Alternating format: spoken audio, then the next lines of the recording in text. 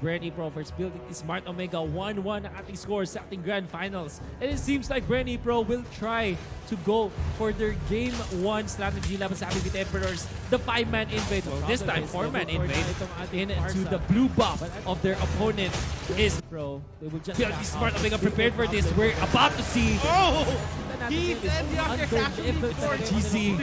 to use that flicker. And eto na nga yung sinasabi natin, the potential of action to the early game. Pero mga kaibigan, melting! GC melting them down!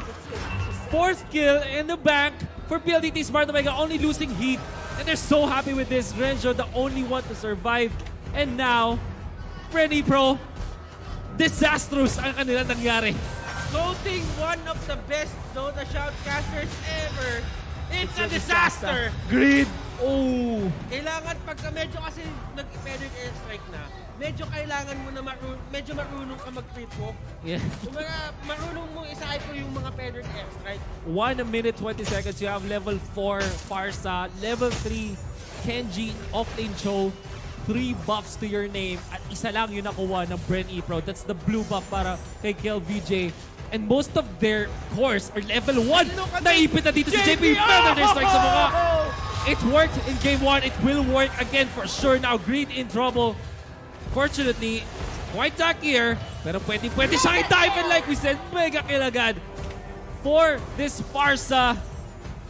And my goodness, PLDT Smart Omega, they are really capitalizing this. This is the first time na nakakita ako na isang hero sa game na 2 minutes in, level 1 pa rin. This is a problem. No Toshi with the red buff. You can see Renzo being forced out here. Kenji, makasa dito ng stun. Where's a cheat condo, but it will not hit. Now he might be in trouble for this way of the dragon para makatakas dito mula sa mga members ng BREN Epro. Things are not looking great for the side of BRE. There are 2 things to keep in mind. Number 1, they don't have the levels. Number 2, a lot of their all of their supports and tanks actually rely heavily onto their ultimates. So right now, they're still at level 2. 2 minutes into the game, a lot of objectives are gonna come out in just a bit. They still don't have their ultimates. What a wild charge connecting onto 2. They want to go for this one, but Revitalize. Pump field. Oh Back down. GC. Unstoppable na ngayon. Wings by wings palayo. And ngayon, naipit na pa members ng BREN Epro. PLDT Smart Omega just literally won that fight because of the fact that they have so much gold. Pwede nilang ibato sa mukha ng BREN Epro ngayon. 9.4k at 3 minutes, Butters. Kumbaga, ito yung sinatawag literal na binibili mo yung panalo. Pay to win. Pay to win. Pero hindi real money. Hindi real money. In-game gold ang ginagawa mo dito. GC's level 7 at this point. And they cannot contest this. 4k gold lead as early as 3 minutes in. It kind of makes me think, Butters, ang ganda ng red buff sa isang Farsa because you literally can put damage from so long distance. I just feel that it's one of those mistakes na BRE didn't really think about. It's a disaster. Nagdikit sila dun ng early game. And it's just that... Look at Heath. Naprotect ka pa yan. Pwersa pa yung Falling Star Moon. Even using the Falling Star Moon to get the repolyo. Pero kahit na nakikita mo kung gano'n ka-desperado yung BRE dito just to get the scraps of war. Ito yung mga bagay na hindi na kinukuha ng PSO kasi masyado na silang mayaman. Oh my goodness. Wings by wings. There's the feathered airstrike. And like we said, through damage, really connects through that. They have to back down right now.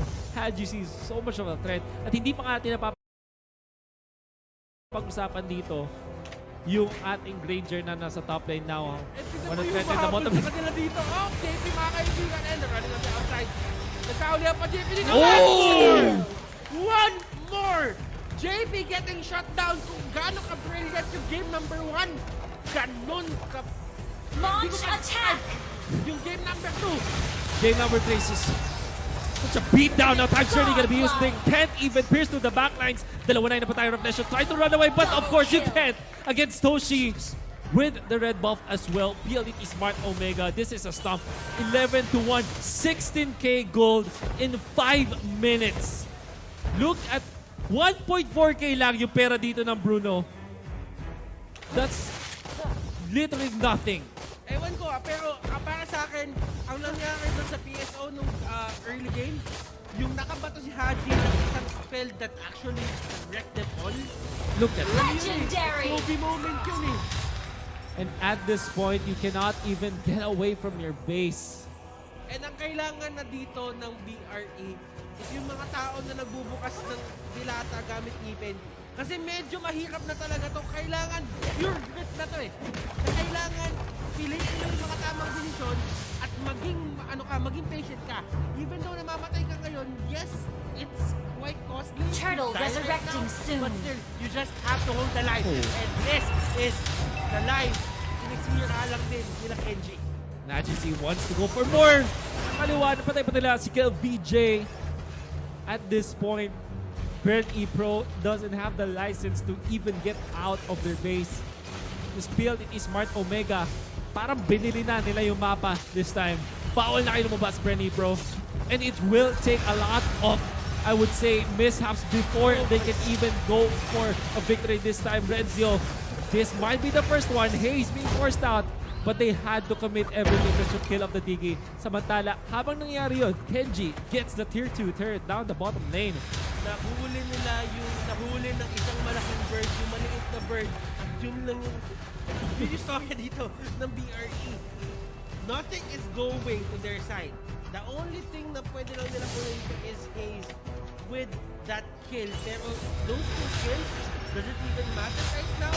Because Haji Z, he has 8 kills on his belt, 5 assists, no deaths.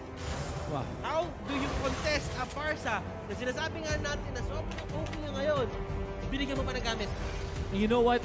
We were talking about the Digi as sort of the lane stabilizer para sa PLDT Smart Omega. Pero hindi na nga nila kinailangan yun. Yung 4 kills nila at the start of the game, and you have to take note na retribution pa yung buff na yun kaya napunta yun kay Parsa.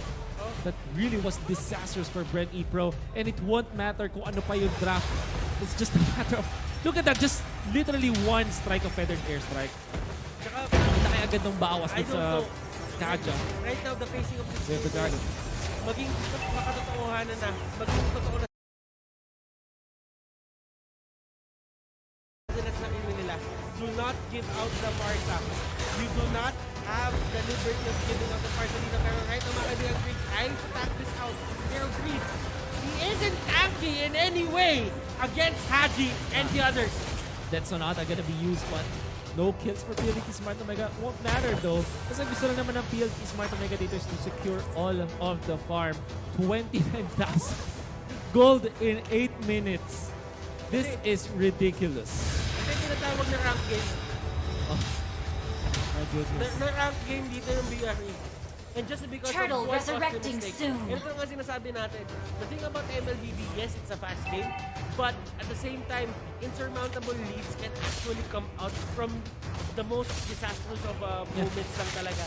And BRE, One bad decision. One bad decision, they got punished so bad na si Haji dito even has a divine flame as early as 8 minutes.